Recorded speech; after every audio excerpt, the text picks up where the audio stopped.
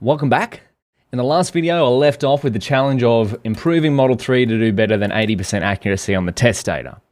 I hope you gave it a shot, but here are some of the things I would have done, is I'd potentially add more layers, and maybe increase the number of hidden units, and then if we needed to, fit for longer, and maybe lowered the learning rate to 0.01.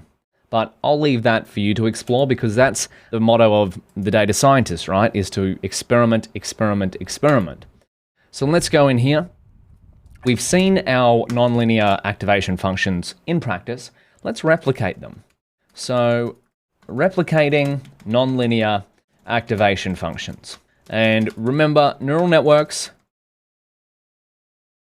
rather than us telling the model what to learn, we give it the tools to discover patterns in data, and it tries to figure out the best patterns on its own.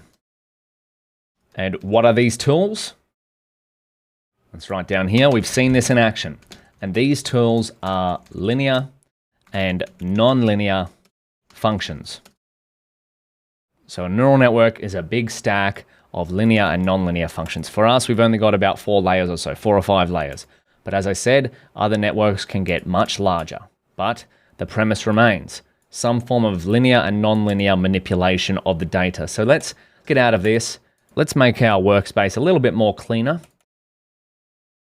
Replicating nonlinear activation functions. So let's create a tensor to start with. Everything starts from the tensor. And we'll go A equals torch a range. And we're going to create a range from -10 to 10 with a step of 1. And we can set the D type here to equal torch.float32, but we don't actually need to. That's going to be the default. So if we set A here, A.D type, then we've got torch float32, and I'm pretty sure if we got rid of that, oh, we've got torch int64. Huh, why is that happening? Well, let's check out A. Oh, it's because we've got integers as our values, because we have a step as 1. If we turn this into a float, what's going to happen? We get float32, but we'll keep it, otherwise this is going to be what, about 100 numbers? Yeah, nah, that's too many. Let's keep it at -10 to 10, and we'll set the D type here to torch float32. Beautiful. So it looks like PyTorch's default data type for integers is int64, but we're going to work with float32 because float32, if our data wasn't float32, with the functions we're about to create, we might run into some errors. So let's visualize this data. I want you to guess, is this a straight line or non-straight line? You've got 3 seconds. 1, 2, 3. Straight line. There we go. We've got -10 to +10 up here, or 9. Close enough. And so how would we turn this straight line? If it's a straight line, it's linear. How would we perform the ReLU activation function on this? Now, we could, of course, call torch ReLU on A. Actually, let's in fact just plot this. plt.plot on torch ReLU. What does this look like? Boom, there we go. But we want to replicate the ReLU function. So let's go nn.ReLU. What does it do? We've seen this before. So we need the max, we need to return, based on an input, we need the max of 0 and x. So let's give it a shot. We'll come here. Again, we need more space. There can never be enough code space here. I like writing lots of code. I don't know about you. But let's go ReLU. We'll take an input x, which will be some form of tensor, and we'll go return torch.maximum. I think you could just do torch.max, but we'll try maximum. Torch.tensor 0. So the maximum is going to return the max between whatever this is, one option, and whatever the other option is. So inputs must be tensors. So maybe we could just give a type hint here that this is torch.tensor. And this should return a tensor too. Return torch.tensor. Beautiful. You ready to try it out? Let's see what our ReLU function does. ReLU A. Wonderful. It looks like we got quite a similar output to before. Here's our original A. So we've got negative numbers.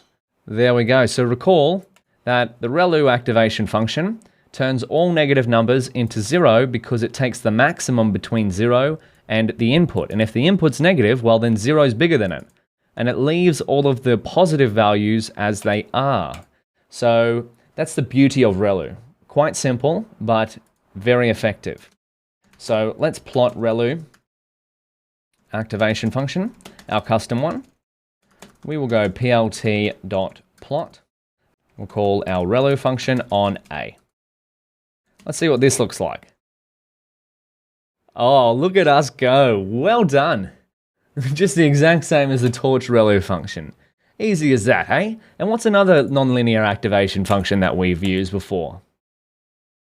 Well, I believe one of them is, if we go down to here, what did we say before? Sigmoid. Where is that? Where are you, Sigmoid? Here we go. Hello, Sigmoid. Ooh, this has got a little bit more going on here. 1 over 1 plus exponential of negative x. So sigmoid, or this little symbol for sigmoid, of x, which is an input, we get this. So let's try and replicate this. I might just bring this one in here. Right now, let's do the same for sigmoid. So what do we have here? Well, we want to create a custom sigmoid, and we want to have some sort of input, x, and we want to return 1 divided by, do we have the function in sigmoid?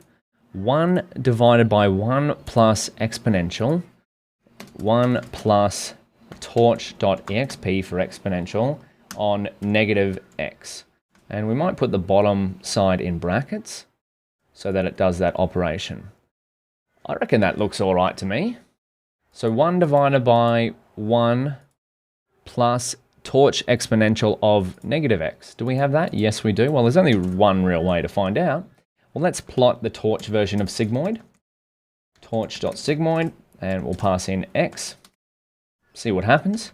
And then, oh, we have a. My bad. A is our tensor. What do we get? We get a curved line. Wonderful. And then we go plt.plot, and we're going to use our sigmoid function on A.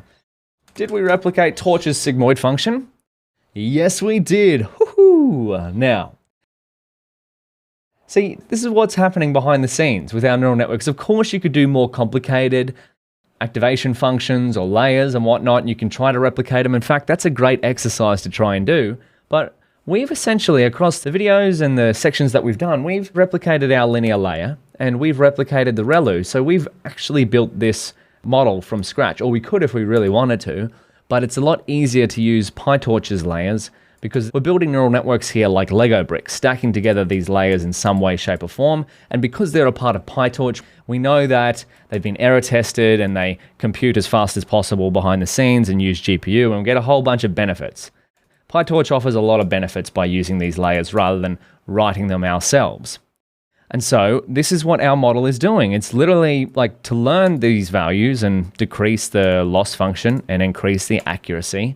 It's combining linear layers and nonlinear layers or nonlinear functions. Where's our ReLU function? Here.